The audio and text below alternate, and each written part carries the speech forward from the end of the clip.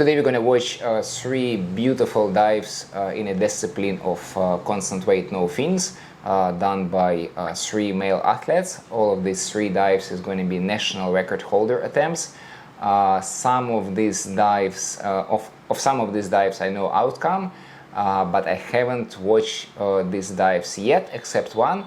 So let's watch it together. Alright, and this is a first diver, Peled from Israel.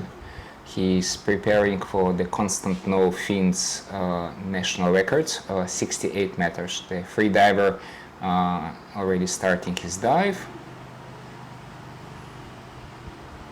Strong pulls and kicks at the beginning of his dive, obviously, because a free diver has a positive buoyancy at this moment, so he needs to quickly pass this first 15-20 meters. So now you can see that there is some gliding between pulls and kicks. Nice symmetrical position, 20 meters. Haven't started free falling yet, 25. And now I think he grabbed his waist lanyards to keep his arms in a more streamlined position. And now he starts free falling. A little movement with the legs. Not perfect, but not perfect position, let's put it this way, but really looks like relaxed position.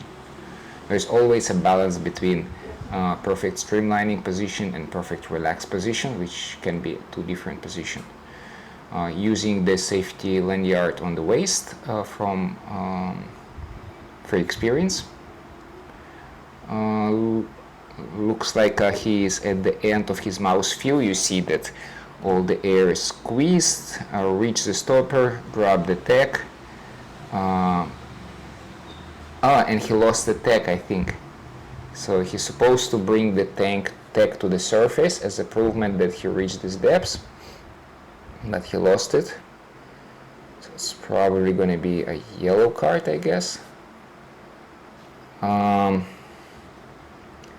stroke are nice, kicks are not perfect. I would say, I mean, it's not bad kick for sure. The guy diving 68 meters, which is a super deep dive, he's definitely experienced free diver, but I would say the kicks are not looking extremely strong. So far, 37 meters, looks strong. Technique still the same. We already have a first safety diver with a scooter, 30 meters, second safety diver. So at least now the diver is safe. In case of blackout, the safety diver going to bring him up.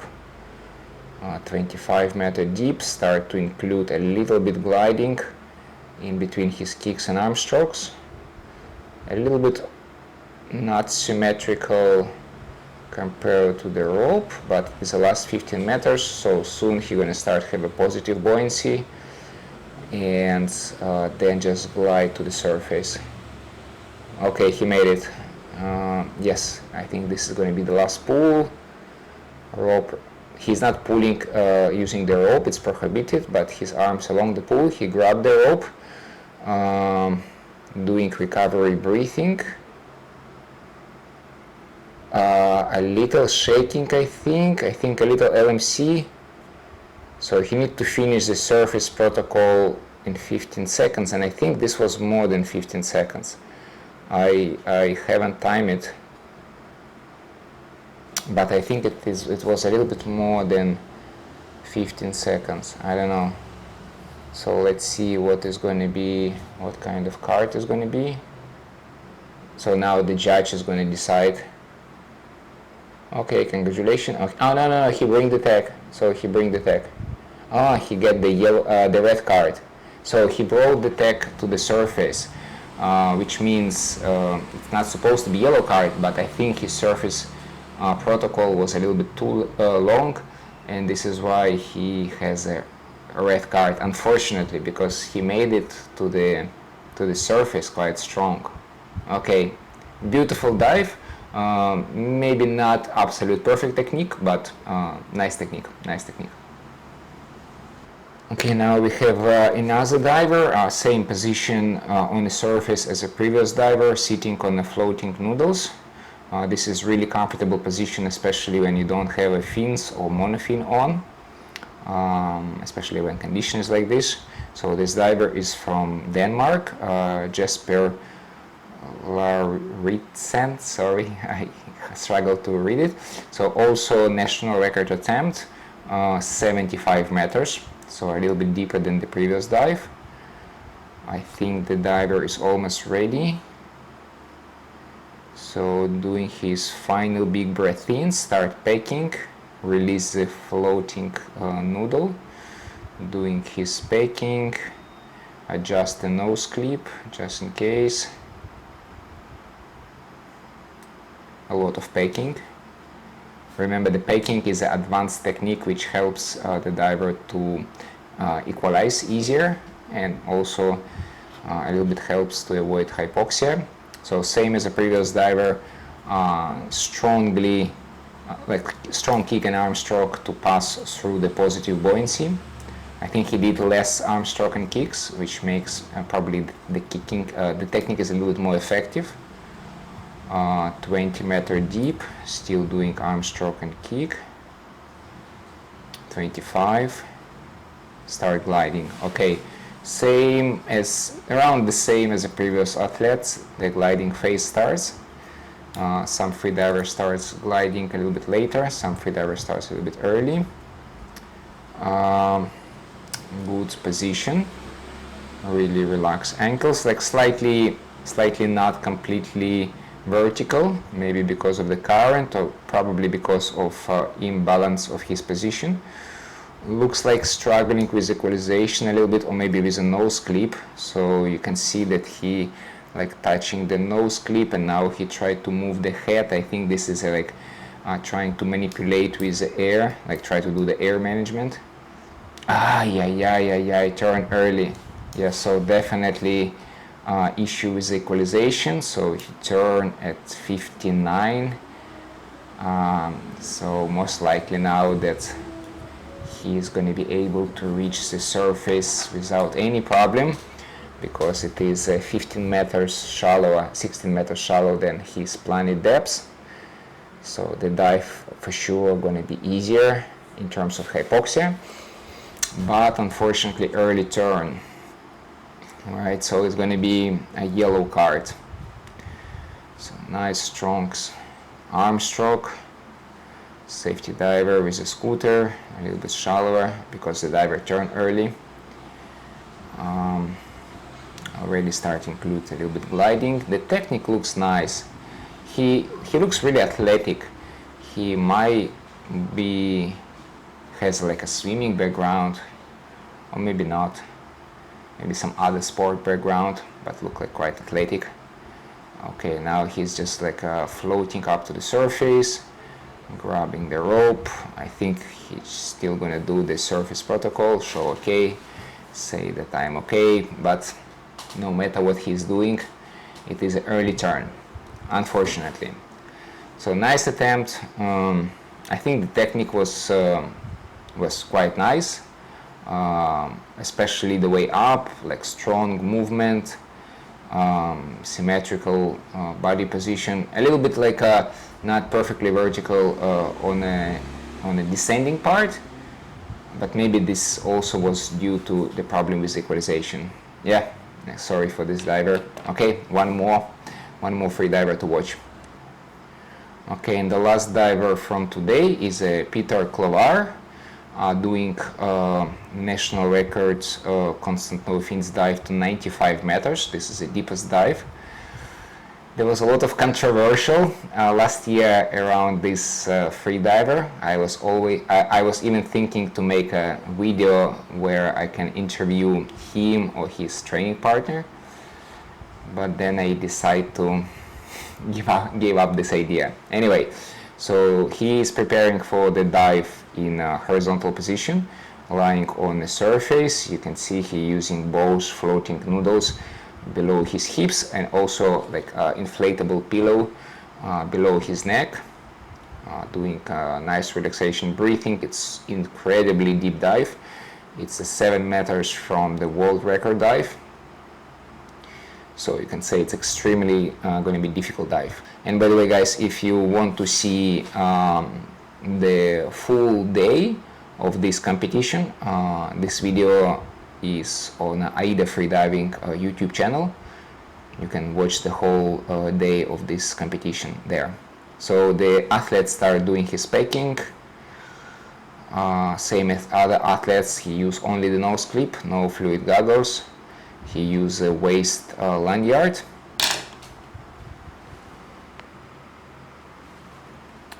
Strong kicks and arm stroke. This freediver has a really athletic physique, and he has a really strong and powerful both kicks and the arm stroke. After the arm stroke, he is doing a little dolphin movements. This some athletes do. Let's say Alexei Molchanov do the same. And this is like a little bit new, alright? So freediving is evolving, and we see sometimes some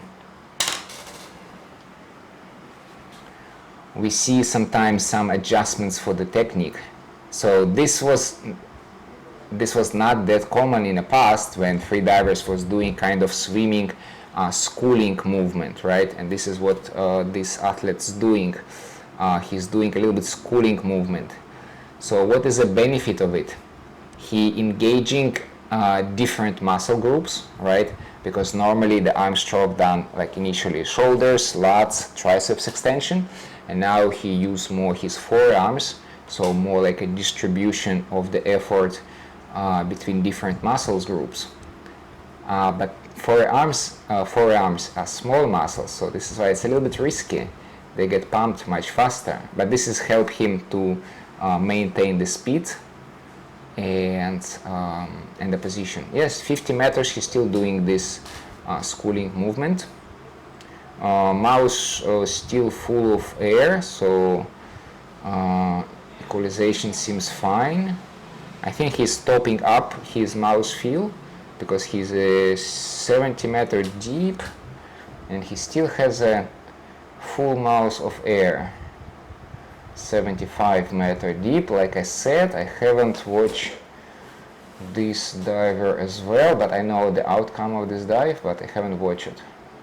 Nice free falling position. Nice free falling position, really beautiful. And he reached the stopper. So 95 meters done. Now long way up.